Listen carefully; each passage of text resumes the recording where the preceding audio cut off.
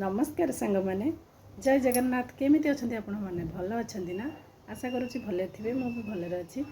तो मु स्वागत करछि मो यूट्यूब चैनल विजयलक्ष्मी लाइफस्टाइल को।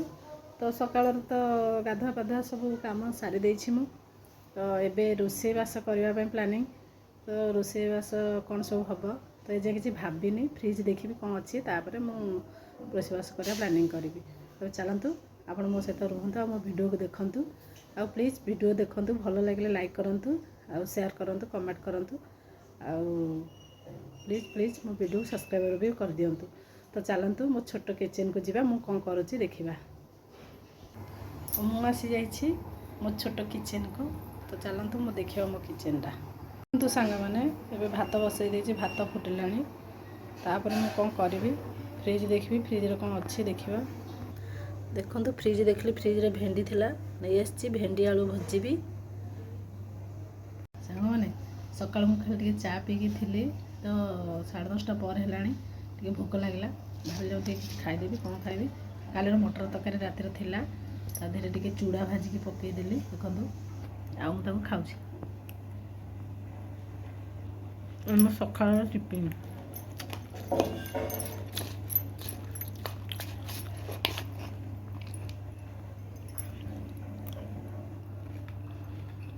आपण मैंने सब कौन सकाल टिफिन कर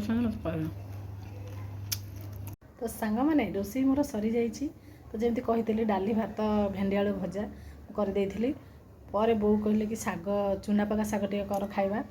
तो देखंतु मु कौन कौन सब साग नौची आ कौन परिवा नहीं कि चुना पका साग करी देखंतु साग इतरे सजना साग कखारु साग आउ कंसीरी साग आ गोटे सारू पत्र 4-5 प्रकार साग मिसिकी गोटे साग होइछि। ता देहरे मु पकेबी जह्नी भेंडी कखारु पड़ते भल था मो जेहेतु कखारु ना मु पकौ नहीं तो मु पकईकि चूना देकी साग खरड़ा करी।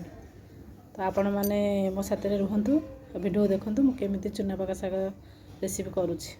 तो प्राय समते जानी थे तो जी जो प्रोसेसर जानते से प्रोसेसर करेंगे मु जहाँ जानी जमी करी।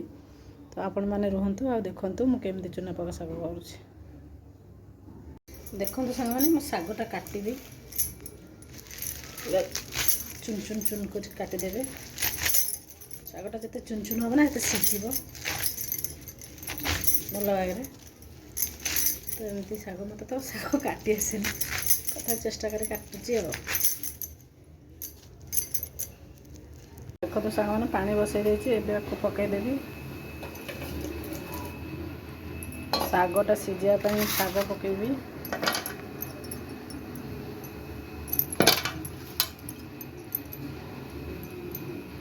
देखो सांग मैंने साग जह्नी और भेंडी सब पकई देछि गोटे घोड़े दवा सीझा पर्यंत सागटा सीझीगले आम चूना पकई बघार।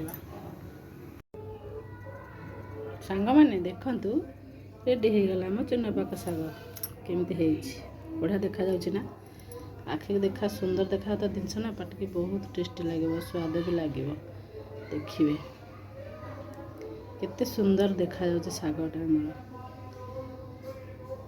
एबे मु चाखी कहबी केमती हेछि।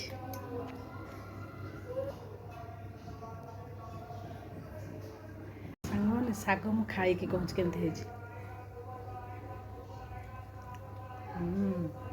बहुत टेस्टी हेछि भल भी लगुच।